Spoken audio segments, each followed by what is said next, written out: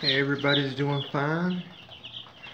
A nice balmy 101.7 degrees underneath the heat lamp on the floor. So they are quite warm enough to move around and have plenty of space.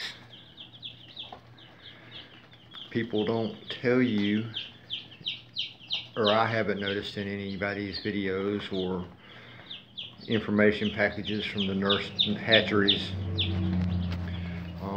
This is my first batch of mail order chicks. I've already mentioned that. But baby chicks can be reduced in temperature 5 degrees Fahrenheit per week.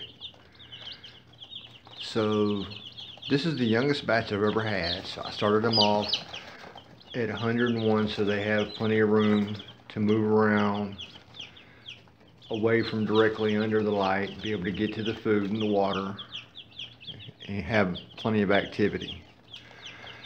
Next week I'll raise the light up a little bit more, try to get the temperature down about 3, maybe 5 degrees, not too much.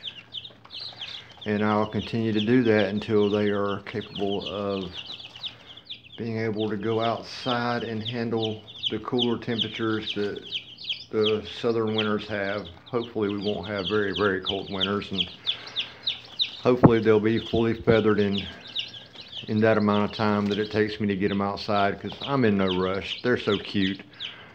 I'll leave them in the house as long as I can tolerate the noise and still sleep at night.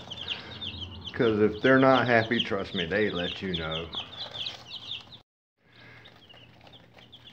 I am not getting paid for this endorsement, but I got these from Myers Hatchery. It's the Fry Pan Special. They're supposed to be all roosters, but I'm sure I have some hens, because you can tell by the wing feathers.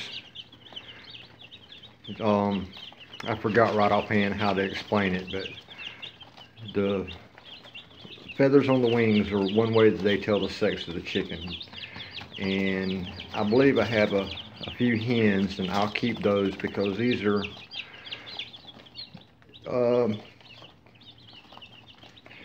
assorted different breeds. They're not commercial meat breeds, they're heritage dual purpose breeds. So I may have Rhode Island Reds, Wales Summers, you name it, it might be in there, because right offhand I can see like 4 or 5 different kinds. So hopefully I will have a mixed flock of a few layers for later on in the year, and the rest of them I will be selectively processing and maybe keep a rooster or two just for breeding purposes. But we'll see how that goes. Like I said, most of my farming is not just to feed myself, but to help those in need. So I made a deal with the Lord that half of what I grow would go to help other people. So the other half I use for myself, and what I don't need, I cater to the Hispanic market because they love fresh vegetables. The last chickens I bought, I got for 10 cents a piece at Tractor Supply because they were expecting a new batch in the next day and they only had 15 birds left. So $1.50 for 15 birds, I took it. And I had 5 Cornish cross. The 2 people that came, they did not want the Cornish cross. They wanted the skinny little red Rangers that still had 4 weeks to go before they were at butcher size. That's what they wanted. So I sold them. I made all the money back that I had invested in them, with equipment, with the lights, with the feed, and enough money to buy these little guys.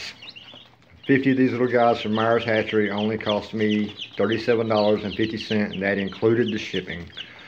And they send you 2 extra and 1 bird to donate either the eggs or the meat to charity.